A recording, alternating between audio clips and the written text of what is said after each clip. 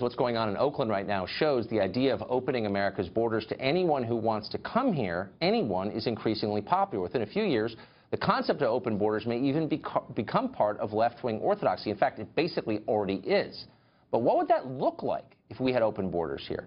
Dave Seminara is a journalist and former diplomat. He just wrote a piece on that exact question, and he joins us tonight. Dave, thanks a lot for coming on. Well, thanks for having me on the show, Tucker. So you say in this piece that you're not anti-immigrant, like almost every other American. You like immigrants. I think we all do. Of course not. I have immigrants in my own family. Well, who doesn't? But you raised the question, what would happen if we actually did what many on the left are calling for? And I pose that question to you. What would happen? Well, it'd be a really unfortunate situation, especially for working-class America, Tucker. I mean, I think as Americans, we forget how lucky we are to be born in a country like this. And unfortunately, you know, for every one United States or UK or Germany, there are 10 Uzbekistans, Venezuelas, and Somalias. Just unfortunately, right. there's very, very many, you know, countries in the world that are absolutely dysfunctional and poor right. and corrupt that people are looking to get out of. And there's really only 20 or 30 countries, rich countries like ours, that people want to go to. So it's a problem of supply and demand. Right. That's exactly right. So that's an interesting conversation. But it's been stopped in its tracks intentionally by the left, throwing around stuff about white supremacy and racism. Is it inherently racist to say, I control who comes into my country? Well, of course not. I mean, of course not. But it's been a very effective tool, actually, to basically silence dissent.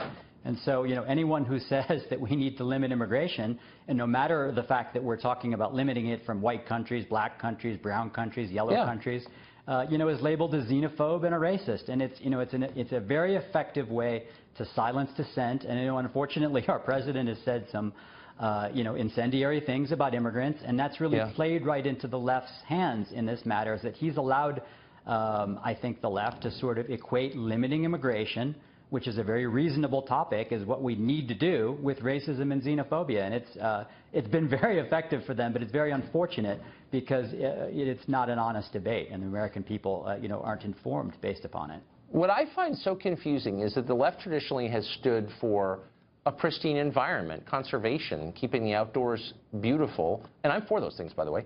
What would happen to the environment if you had open borders? Well, that's right. I mean, I hate to even think about it, but imagine the air quality in a city like Los Angeles. You're from California, I believe, Tucker. I mean, imagine what the traffic and the air quality and, you know, the water situation, the water shortage situation would be in a drought, a chronic drought area like Southern California if we completely opened the borders. I mean, look, environmental groups 10, 20 years ago used to be willing to admit that we needed to limit immigration, but no longer. And now, you know, the left is essentially on message. And anyone who wants to limit immigration is essentially a xenophobe. And we don't want to talk about what would this country look like with 500 million people? What would it look like with 700 million people? I mean, look, there's hundreds of millions of people around the world who would like to move to a country like the United States. And as much as we might even like to let them in, look, most immigrants, I think, are good people. And I don't blame them for wanting to come. Look, who wouldn't want to come to the United States? If I was born in Somalia or Venezuela or Syria, would I want to come here? Of course I would. You know, you can't blame them for wanting to come. But look, we need to look out for our own interests. And our interests aren't in being a country of 500, 700, 900 million people. They just aren't. So the left is pushing policies that will wreck the environment and shaft the working class. This is not the liberal group I grew up with at all. Dave, thanks for pointing that out. Tucker, not just the left, but also the country club wing of the Republican Party. You're right. Let's not spare Republicans on this matter as well, too. And even the president, who is someone who made very liberal use of the H-2B visa in importing, you know, workers to work in his clubs. So let's not just talk about the left. You know, let's talk about the hypocrisy of the Republican Party as well. If the Republican Congress wanted to seal the borders, it would have been done long ago. I agree with that completely.